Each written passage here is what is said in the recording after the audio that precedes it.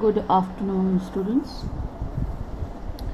Today we'll continue with the same chapter, that is footprints without feet. Earlier, just for a reminder, uh, you remember that there was a scientist, he became invisible, and there were problems that he was facing, and finally he robbed a stock of a theatrical company, and he wore bandages on his forehead, and dark glasses and false nose and whiskers and a large hat and an overcoat, and he attacked the shopkeeper, and he robbed him of his money, and then that was the end. Till there we had studied. Now continuing further, eager to get away from crowded London, he took a train to the village of Iping. Now, London was a crowded place, and the village of Iping, it was a desolate place, a less crowded place than London. So he was impatient to get away from the crowded London, and so he took a train to the village of Iping, where he booked 2 rooms at the local inn. At a regional restaurant, a place where people are lodging, he took 2 rooms. He booked 2 rooms in the village of Iping, and he stayed there. What was strange over there? The arrival of a stranger at an inn in winter was in any case an unusual event. So it was not normal for a stranger to come and book a lodging at that time of winter. So this was something that was strange, not normal. A stranger of such uncommon appearance. Then his appearance was also not common. It was an not normal appearance that he was. Bandages all over his forehead and dark glasses and nose and side locks, pink nose. So that appearance was also very uncommon. Set all tongues wagging. Tongues wagging over here means that everybody, they started speaking about the stranger. Mrs. Hall, a new character over here.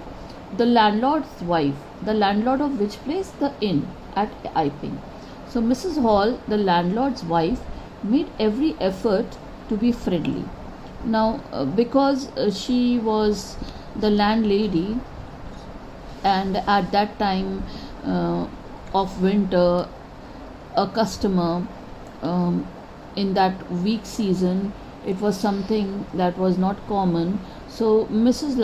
Hall, she tried to be friendly with the stranger, but Griffin had no desire to talk. Griffin, the scientist, he had no desire to talk, and he told her, "My reason for coming to Iping is a desire for solitude." So he said that the reason why he had come to this village, that is Iping, was his wish for loneliness, because London was very crowded, and so he had come to this place for his desire, that is his wish for loneliness. "I do not wish to be disturbed in my work. Besides, an accident has affected my face." And so he told a lie to the landlady, Mrs. Hall, that he did not want to be disturbed, because he had come to this place because he wanted to work in solitude, in loneliness, and an accident, it had affected his face, and so he was all bandaged on his face. Satisfied that a guest was an eccentric scientist. Eccentric over here means abnormal scientist, and in view of the fact that he had paid her in advance, Mrs. Hall was prepared to excuse his strange habits and irritable temper. So Mrs. Hall, she did not mind his bad temper, and she knew that he was an abnormal scientist, and because he was paying his bills in advance, so she thought that she would tolerate everything. But the stolen money did not last long. Stolen money, where did he steal the money? At Drury Lane, from the stock of a theatrical company from a shop. There he had robbed the um, shopkeeper, and he had callously attacked the shopkeeper also. So that money did not last long, and presently Griffin had to admit that he had no more ready cash. So finally, Griffin, he agreed that, to the landlady, that at present he did not have any cash to pay, and he pretended, however, that he was expecting a check to arrive at any moment. So he assumed and he pretended falsely that some check was arriving and he would pay his bills. Shortly afterwards, when all this thing had happened, then after a very short duration, a curious episode occurred. A very strange episode it occurred, a strange story incident appeared. Very early in the morning, a clergyman is a priest of the church, and his wife were awakened by noises in the study. So, noises in the study as they were sleeping early in the morning, they were disturbed by some noise in the study, and the study was downstairs. Creeping downstairs, they heard the chink of money. They heard the sound of money, that is the jingle of money, being taken from the clergyman's desk. So, on the study table, from the desk of the study table, they heard the jingle of money which was being taken. So, without making any noise, and with a poker is a long stick, grasped firmly in his hand, the clergyman flung open the door. So, with a poker in his hand, he flung open the door because he was hearing the noises coming from there, and he shouted out, "Surrender." Then, to his amazement, to his surprise, he realized that the room appeared to be empty, that there was nobody in the room. He and his wife looked under the desk. Now they started searching because they had heard the jingle of the money, the drawer opening, and so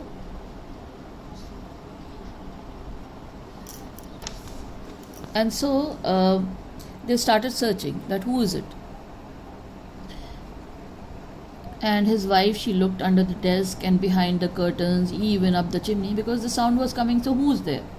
There wasn't a sign of anybody. So this was strange, that the noises were there, but the sound was there, but nobody was there. Yet the desk had been opened and the housekeeping money was missing. The desk had been opened because the sound could be heard, and whatever housekeeping money was kept on the study table's drawer, it was not there. Extraordinary affair, the clergyman kept saying for the rest of the day. So the clergyman, he kept on uttering these words, that this was an extraordinary affair. It was an unusual affair that had taken place, because the sounds was there, but the visibility, no, nobody was there, vacant room. But it was not as extraordinary as the behavior of Mrs. Hall's furniture a little later that morning. So, saying over here was that this was not, there was something more unusual to come. There was something more extraordinary to come, and that was the behavior of Mrs. Hall's furniture a little later that morning. Another incident took place, and that was even more unusual than what had happened at the clergyman's house. The landlord and his wife were up very early and was surprised to see the scientist's door wide open. They were surprised. The landlord, Mrs. Hall and Mr. Hall, they got up very early and they were surprised. They were surprised because the room of the scientist, it was rarely open. Usually it was shut and locked, and he was furious if anyone entered his room. He was very angry if anybody entered his room without permission. So this was something unusual. The door of the scientist's room, the rented room, it was wide open. The opportunity seemed too good to be missed. So this was a good opportunity for both Mr. and Mrs. Hall to investigate over there. That let's see what's inside the room of this strange person. They peeped around the door, saw nobody, and decided to investigate. So first they looked as if anybody was there, and then they decided to inquire what was there inside the room. The bed clothes were cold. When you're sleeping, then the bed becomes warm. But since nobody was there, so the bed clothes were cold, showing that the scientists must have been up for some time. Exactly. So showing that nobody had been in the bed for a long time. And stranger still, the clothes and bandages that he always wore were lying about the room. And what was more strange, what was more unusual, was that the clothes that the stranger never took off, the bandages that was always around his face, that was lying on the bed, about all over the room. All of a sudden, Mrs. Hall heard a sniff close to her ear. So she heard somebody sniffing close to her ear. A moment later, the hat on the bedpost leapt up. The hat on the bedpost, it jumped and dashed itself into her face and hurried. The hat itself, it hurried into her face, hitting her face. Then the bedroom chair became alive, and then the bedroom chair, all of a sudden, it started moving. Now this is something very ghostly happens, then things like this happen. So the bedroom chair also, it became alive, a dead furniture, and springing into the air, it charged straight at her legs foremost. So the front legs of the chair, it sprung to her straight, and it charged. It attacked her. As she and her husband turned away in terror, the extraordinary chair pushed them both out of the room and then appeared to slam and lock the door after them. So the chair, it came charging to them and it almost pushed them out of the room, and then suddenly there was a slam of the door and it appeared that the door had been locked after them. Mrs. Hall almost fell down the stairs in hysterics. Now she was so distressed that she could not believe what had happened, and she almost fell down the stairs. She was convinced that the room was haunted by spirits. Now, nobody could imagine that a man could become invisible, and so she thought that perhaps the room, it is haunted by some spirits, some ghosts or witches, and that the stranger had somehow caused these to enter into her furniture. And she believed that these horrific things, mysterious things, that is the spirits, they have entered into her furniture, and because of this is what the furniture was doing, charging at her, or the hat attacking her. My poor mother used to sit in that chair, she moaned, and she started sobbing, and she said, oh my poor mother, she used to sit in that chair. She became nostalgic. To think it should rise up against me now. Saying now that furniture in which, now that chair in which my mother used to sit, now suddenly, just to imagine that it's rising up against me and charging me over here. So she became very sad and she started sobbing and moaning.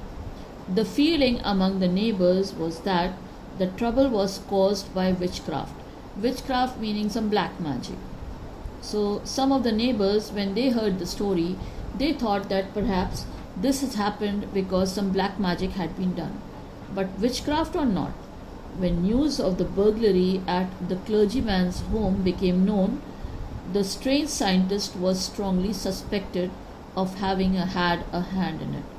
Now, when the robbery, the burglary at the clergyman's place, it came to be known and it came to their ears, then they suspected that this person, he had no money, so definitely he must be the person who had done something like this, robbed. Suspicion grew even stronger when he suddenly produced some ready cash. Now, earlier he did not have cash. He said that he was waiting for the check to come, and now he produced some ready cash. So, the suspicion, it became all the more stronger. Though he had admitted not long before that he had no money. So earlier he had said that now he had no money, and he pretended as if he was waiting for a check. The village constable was secretly sent for. Now everybody suspected him, and so secretly they sent somebody for the village police. Instead of waiting for the constable, Mrs. Hall went to the scientist, who had somehow mysteriously appeared from his empty bedroom. Again, a mystery over here, because when they left, the furniture was charging, the door was locked, and suddenly this man, he comes out all wearing the same things that were lying here and there in the room. So definitely it appears as if there was some mystery, that from inside the empty bedroom, how is this person coming? So Mrs. Hall, she questioned him. I want to know what you have been doing to my chair upstairs. Now she became furious and she demanded that, what's the matter? I just want to know that what you've been doing with my chair, that it attacked me. And I want to know how it is you came out of an empty room and how you entered a locked room. So that was also the question. So without fearing, she questioned him that how is it that you entered an empty room and you're coming out of a room that was locked? The scientist was always quick-tempered. So now he became furious. So he was, quick-tempered, meaning he was easily made angry. And now he became furious because she was questioning him, and so he became more angry. And he said, you don't understand who or what I am? He shouted. Very well, I'll show you. And he became so furious that he said, well, you don't understand who I am and what I am. Wait, I'm going to tell you who I am. Suddenly he threw off bandages, whiskers, spectacles, and even nose. It took him only a minute to do this. Now we know that he was an invisible man, but Mrs. Hall, she did not know. And suddenly he just started throwing off his bandages and his whiskers, which he had stolen from the theatrical store, and the bandages and the spectacles and even his nose. So that was really, awful and horrifying, terrifying for them. The horrified people in the bar found themselves staring at a headless man, since he was invisible. So everybody started, seeing that there was a headless man, because the rest of the clothes he was wearing, and only his bandages, his whiskers, anything that was there on his face, he had removed it. So everybody started gaping at this person who now appeared to be headless, without a head. Mr. Jaffers, the constable, now arrived. Secretly they had called the constable, so the name of the constable was Mr. Jaffers, and now he arrived and was quite surprised to find that he had to arrest a man without a head.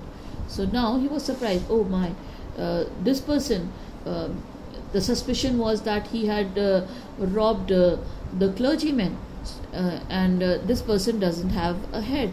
So he was surprised that now I have to arrest a man who does not have a head. But Jaffers was not easily prevented from doing his duty. If a magistrate's warrant ordered a person's arrest, then the person had to be arrested with or without his head. So the logical reason that came out was that